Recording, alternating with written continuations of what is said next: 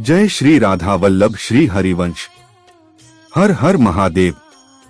प्रिय भक्तों, सावन माह के सोमवार को 12 ज्योतिर्लिंगों के प्रकट होने के कारण की कथा सुनने और 12 ज्योतिर्लिंगों के नाम का जाप करते पर अनंत गुना फल प्राप्त होता है।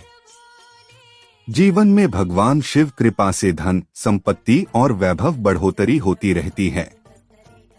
12 ज्योतिर्लिंगों की कथा। 12 ज्योतिर्लिंगों की उत्पत्ति की कथा भगवान ब्रह्मा और भगवान विष्णु के बीच हुए विवाद से जुड़ी है। कथा के अनुसार एक बार ब्रह्मा और विष्णु के बीच यह बहस छिड़ गई कि दोनों में से कौन श्रेष्ठ है। जब उनका विवाद बढ़ गया तब एक विशाल, अनंत और तेजोमय प्रकाश स्तंभ ज्योतिर्लिंग उनके सामने प्रकट हुआ। उस स्तंभ का न तो कोई आदि था और न ही कोई अंत। यह देखकर दोनों आश्चर्यचकित हो गए और उन्होंने यह पता लगाने का फैसला किया कि यह स्तंभ कहाँ से शुरू होता है और कहाँ खत्म होता है। भगवान ब्रह्मा ने एक हंस का रूप धारण किया और स्तंभ के ऊपरी सिरे को खोजने के लिए ऊपर की ओर उड़ चले। भगवान विष्णु ने एक वराह का रूप धारण किया और उसके निचले सिरे को खोजने के लिए पाताल की ओर चले गए। हजारों वर्ष बीत गए, लेकिन न तो ब्रह्मा को उसका ऊपरी सिरा मिला और न ही विष्णु को उसका निचला सिरा।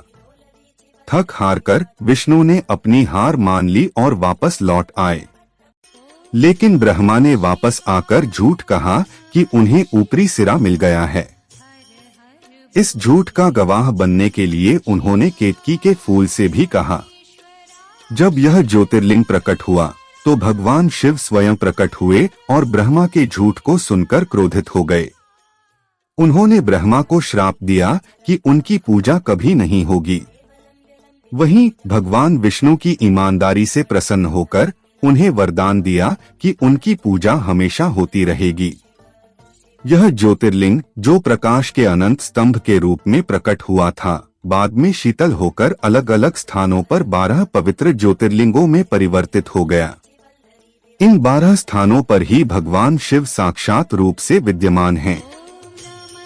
इन 12 ज्योतिर्लिंगों के नाम इस प्रकार हैं: सोमनाथ गुजरात, मल्लिकार्जुन आंध्र प्रदेश, महाकालेश्वर मध्य प्रदेश, ओंकारेश्वर मध्य प्रदेश, केदारनाथ उत्तराखंड, भीमाशंकर महाराष्ट्र, विश्वनाथ उत्तर प्रदेश, त्र्यंबकेश्वर महाराष्ट्र, वैद्यनाथ झारखंड, नागेश्वर गुजरात,